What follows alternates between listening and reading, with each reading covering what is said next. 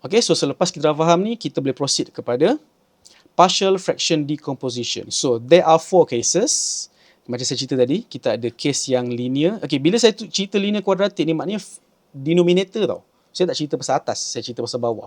Sebab kalau awak ingat balik pecahannya kita buat 1 tambah 2 tambah 1/4, kita fokus kat bawah sebenarnya sebab kita samakan bawah, kita nak pecahkan balik bawah tu. So, atas tu, it doesn't really matter.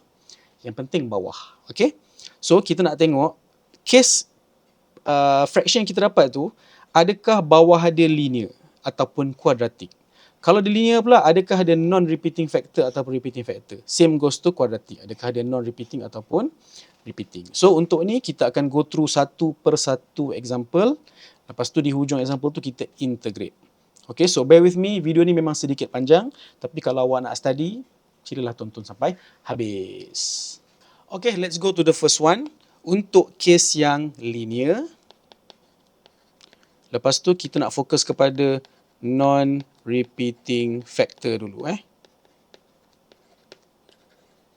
Okay, untuk case linear non-repeating factor ni, nak senang faham, non-repeating factor ni maknanya kita boleh pecahkan pembawah tu kepada 2 faktor yang tidak berulang.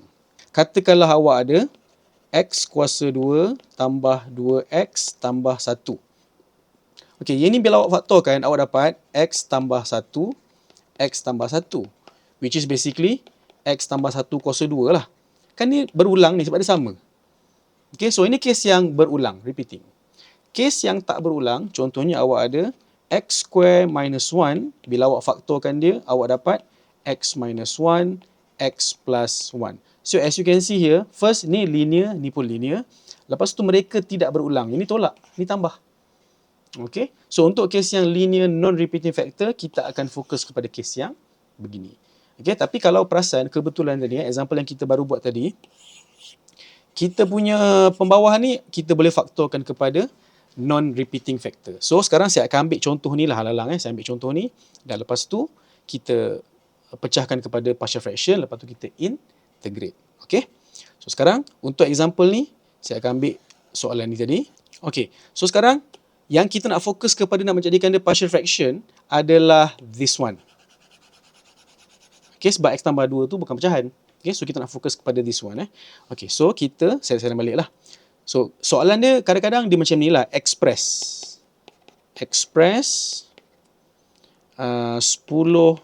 tambah 6 over X square tolak 2X tolak 3 as partial fraction. Tu antara cara dia boleh tanya lah. First, kita tengok bawah dia. Kan dia boleh faktor ni. So, kalau kita faktorkan, kita boleh tulis dia sebagai 10X tambah 6 per... Okay, X square tolak 2X tolak 3 ini boleh difaktorkan kepada X tolak 3 X tambah 1. Lepas tu apa kita nak kena buat? Kita akan pecahkan dia kepada 2 fraction berbeza. So sebenarnya dia akan ada 2 pecahan kat sini. Kita ada satu pecahan, pembawah dia adalah X per 3. Satu lagi, pembawah dia adalah X tambah 1. Okey, sekarang awak tengok atas ni. Ni 10X tambah 6 kan. Ini bukan bermaksud kat sini 10X, sini 6. Tak. Okey, we don't know apakah kat atas dia. Kita tak tahu. Okey, awak tak boleh assume macam ni. Ni salah. Okey, so apa yang betul? Kita sekarang ni, kita nak kena cari atas ni apa benda.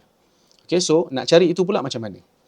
Sekarang ni kan, kita kan dah convert ni kepada proper fraction. Tadi itu kepada proper kan. So ini pun sama The idea is, bila kita ada proper fraction, atas punya kuasa tu kita akan kurangkan 1 daripada pembawah. So tengok ni, bawah ni adalah linear. Kan, linear. So atas dia apa? Okay, saya tunjuk kejap Kita ada kat sini, X kuasa kosong. Ni kira constant lah.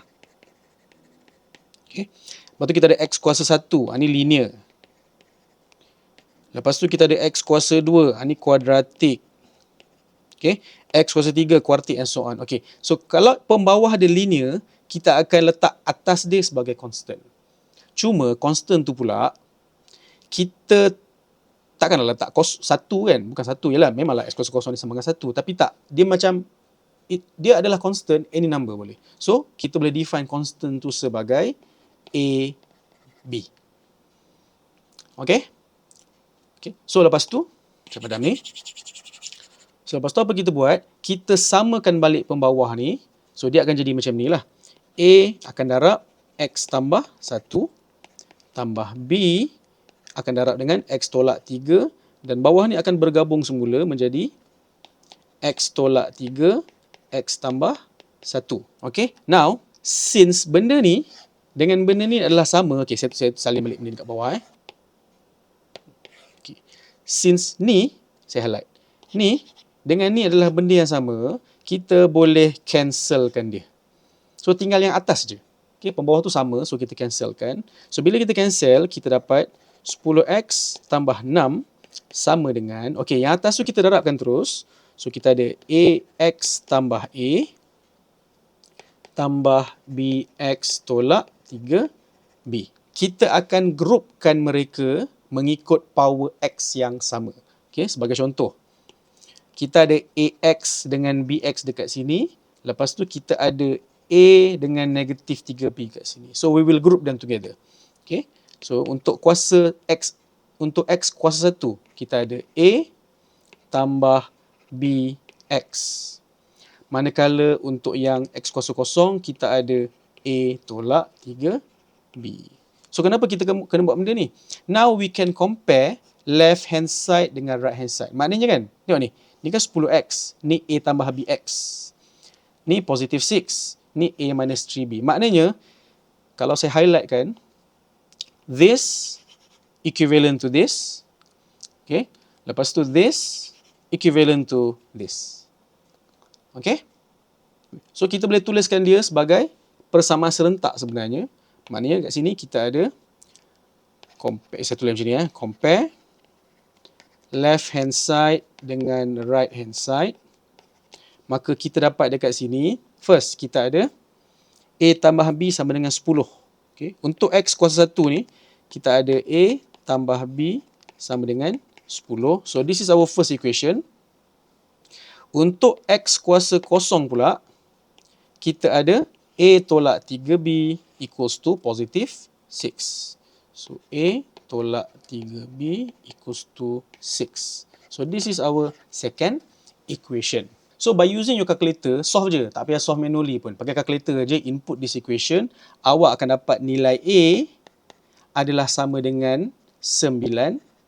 Manakala nilai bagi B adalah awak dapat 1. Okay, so bila dah dapat nilai A dengan B ni, maka kita boleh isi balik dekat sini. Paste. Okay, saya erase sekejap. Nah, ni kan tadi kita punya kan. Okay, so sekarang nilai A ni dengan B ni kita boleh isikan dia kepada this is 9, this is 1.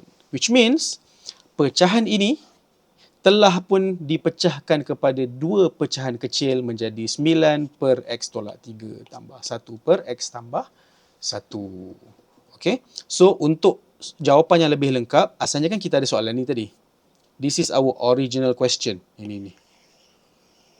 Okay. Originally we have this.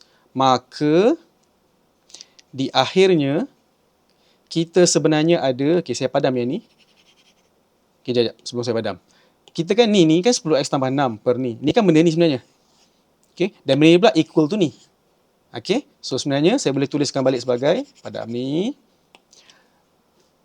Tukar kepada 9 per X tolak 3 tambah 1 per X tambah 1. Okey, saya colourkan semua jadi biru lah supaya nampak ni sebagai jawapan.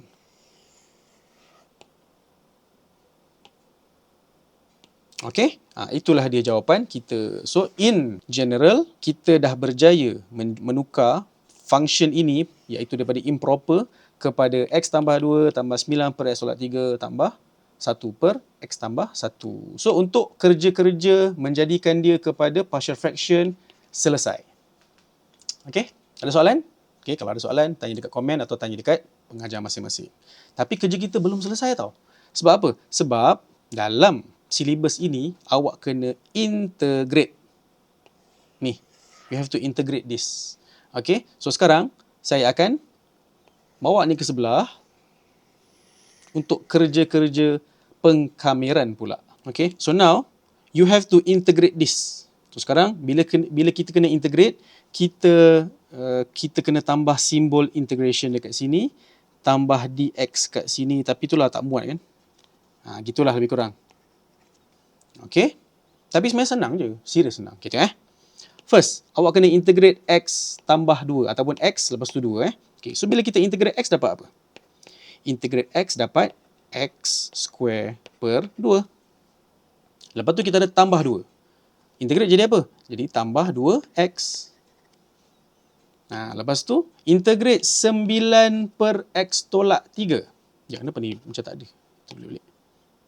Okay, integrate 9 per x tolak 3. Okay, saya dah mention sebelum ni, dalam integration yang bila awak ada power x dekat bawah ni 1, dia automatic jadi ln. Okay, cuma kena check dulu. Sebelum tukar jadi ln, adakah x ini dia punya koefisien dia positif 1? Kalau dia positif 1, boleh convert kepada ln terus. So, dia akan jadi macam ni lah. Tambah 9 ln x tolak 3. Dan yang terakhir ni kita ada 1 per x tambah 1. So, ini pun akan jadi tambah 1 tak tulis lah kan. So, ln x tambah 1. Dan jangan lupa apa? Tambah c. Selesai. Okay, so sebenarnya kerja yang panjang ni ialah nak convert dia kepada fraction tu. Lepas tu bila dah integrate, senang je. So, itulah dia contoh untuk case linear yang non-repeating.